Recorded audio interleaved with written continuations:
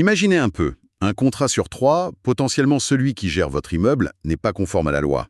Une étude assez alarmante révèle que 35% des syndics de copropriété seraient en infraction. C'est un chiffre qui interpelle quand même. Mais qu'est-ce que ça veut dire concrètement et quels sont les vrais risques pour les copropriétaires? C'est précisément ce qu'on va essayer de décortiquer aujourd'hui. On a reçu une série de documents qui portent sur les pouvoirs et surtout les limites des syndics en France. Notre objectif, il est simple, essayer de clarifier la ligne de partage.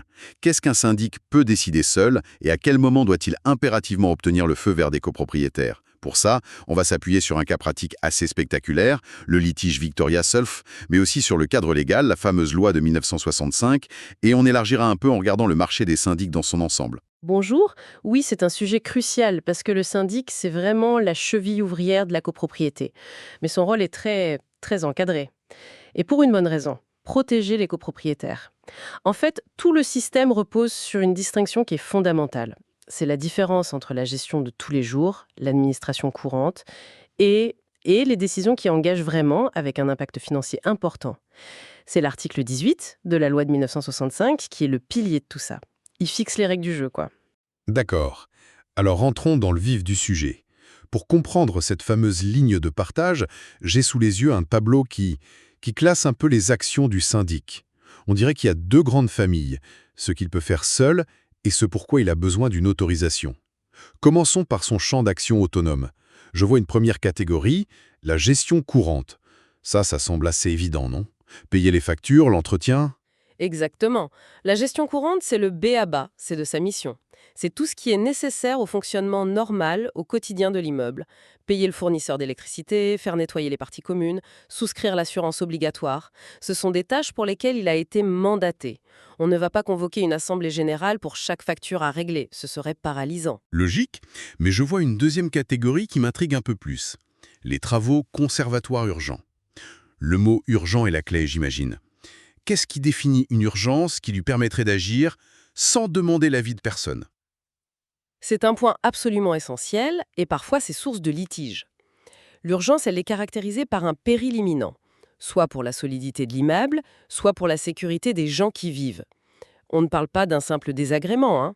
On parle d'une chaudière qui lâche en plein hiver, d'une grosse canalisation qui rompt et inonde tout, ou d'un bout de toiture qui menace de tomber. Là, le syndic a le devoir d'agir tout de suite. Attendre serait une faute grave. Ah d'accord. Donc si un danger est avéré, il peut engager des dépenses importantes de sa propre initiative. Ça semble nécessaire, c'est sûr, mais aussi un peu risqué. Il n'y a pas un garde-fou pour éviter les abus? Même si le syndic engage les travaux sans autorisation avant, il doit impérativement convoquer une assemblée générale a posteriori. Ah, après coup? Oui, pour faire ratifier les décisions et les dépenses. C'est un contrôle qui est crucial. Les copropriétaires peuvent vérifier que l'urgence était bien réelle, que les devis étaient corrects, bref, que le syndic n'a pas profité de la situation. C'est un équilibre entre réactivité et transparence. D'accord. Donc pour le quotidien et les grosses urgences, le syndic a les mains assez libres avec ce contrôle a posteriori. Mais alors, où se situe la ligne rouge? J'imagine que ça a un rapport direct avec le portefeuille des copropriétaires. Mettez le doigt dessus. La ligne rouge, elle est franchie dès qu'on sort de l'entretien courant ou de l'urgence.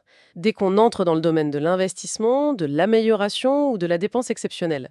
Et là, l'Assemblée générale devient la seule et unique instance de décision. Et ça nous amène aux deux autres catégories de mon tableau. La première, c'est études et investissements importants. L'exemple donné dans les documents est, assez frappant, je lis, une étude technique pour améliorer la sécurité incendie chiffrée à 80 472 euros. C'est une somme colossale juste pour une étude. C'est une réaction très juste. 80 000 euros, ce n'est plus de la maintenance, c'est un acte d'investissement majeur qui engage les finances de la copropriété sur le long terme. Une telle étude peut impliquer des ingénieurs, des diagnostics complexes. C'est un projet en soi, donc la loi considère que toute dépense de cette nature qui dépasse le budget courant doit être débattue et votée. Le syndic propose, mais ce sont les copropriétaires qui disposent. C'est très clair. Et la dernière catégorie, qui semble aussi être une zone de friction, les prestations hors forfait. Ça veut dire quoi concrètement? Que le syndic se facture lui-même pour des services en plus? C'est exactement ça. Son contrat de base couvre une liste de tâches, mais pour des missions exceptionnelles, il peut facturer des honoraires supplémentaires, par exemple le suivi d'un gros chantier, la gestion d'un procès. Pour chacune de ces prestations, non seulement il doit avoir l'autorisation de l'AG avant, mais il doit aussi justifier en détail la mission, le temps, son tarif. L'AG doit voter sur le principe et sur le montant. C'est une double sécurité. Bon, toute cette théorie, c'est une chose. Mais voyons ce que ça donne en pratique. Et pour ça, le cas du litige Victoria Surf détaillé dans nos documents, il est parfait. On dirait un condensé de tout ce qui peut mal tourner. Qu'est-ce qui s'est passé concrètement? Ce cas est malheureusement emblématique. Alors, pour être juste, le syndic a bien géré une partie de sa mission. Les documents montrent qu'il a fait réaliser des travaux urgents qui avaient été identifiés par un expert. Sur ce point, il a fait son travail. Le problème, c'est tout le reste. C'est-à-dire, je regarde le tableau de synthèse du litige. Pour l'étude de sécurité incendie, celle à 472 €, je lis en face « aucune autorisation ». Il a donc commandé cette prestation sans aucun vote de l'Assemblée générale. C'est bien ça. Il a décidé seul d'engager une dépense de plus de 80 000 €. C'est une faute de gestion majeure, une violation claire de la loi.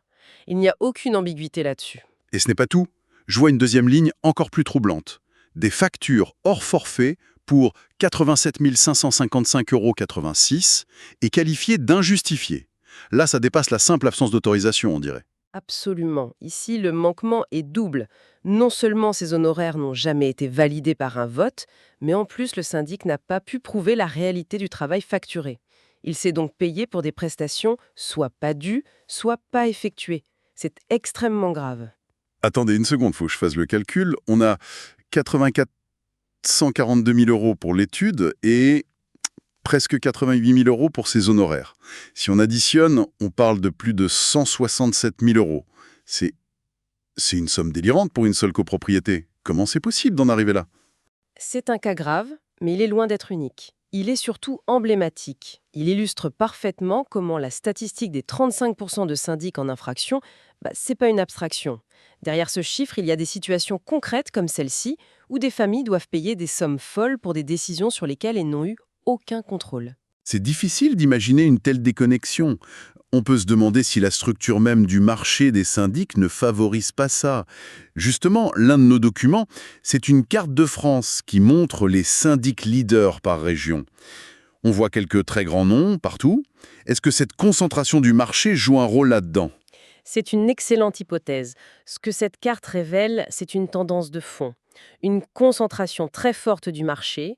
Quelques grands groupes gèrent des centaines de milliers de lots. Et pour gérer de tels volumes, ils doivent mettre en place des processus très standardisés, presque industriels. Et ça peut avoir des effets pervers. Comme une perte de contact avec la réalité de chaque immeuble, une gestion un peu désincarnée. Précisément. Le gestionnaire qui s'occupe de votre immeuble, il peut avoir 80 ou 100 autres copropriétés à gérer. Le contact humain se perd, la connaissance fine de chaque bâtiment s'estompe.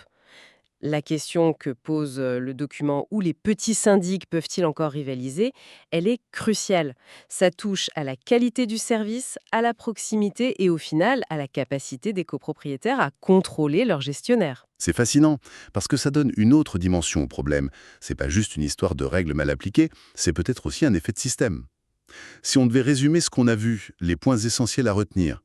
Pour moi, le premier, c'est que l'autonomie du syndic, elle est réelle, mais très limitée, au quotidien et aux urgences vitales. Oui, c'est le principe de base. L'autonomie pour l'opérationnel, la collégialité pour le stratégique. Le deuxième point, qui découle du premier, c'est que dès qu'on parle d'argent important, un investissement, une étude, sa propre rémunération, en plus, l'Assemblée générale redevient reine. Son autorisation est non négociable. C'est une obligation légale absolue. C'est le cœur de la protection des copropriétaires.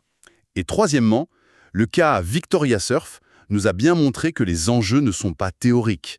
Un dérapage peut coûter des centaines de milliers d'euros. Ça souligne à quel point le contrôle par les copropriétaires, via le conseil syndical, est vital. La vigilance, c'est pas une option, quoi. Comprendre cette distinction entre les dépenses, ça change tout. Ça permet de savoir quand poser les bonnes questions, quand exiger des devis, et surtout quand un vote est obligatoire. Il ne s'agit pas de méfiance systématique, mais d'une gouvernance éclairée de son propre lieu de vie, c'est la base. Et pour finir, comme toujours, une dernière question pour nourrir la réflexion. En partant de ce qu'on vient de dire sur la concentration du marché, la question qu'on peut se poser est la suivante. Dans un paysage dominé par de grands groupes au processus très standardisé, comment les copropriétaires peuvent-ils s'organiser efficacement pour s'assurer que les besoins spécifiques de leur immeuble, son histoire, ses particularités et au final leur voix individuelle ne soient pas simplement diluées ou ignorées au milieu de milliers d'autres?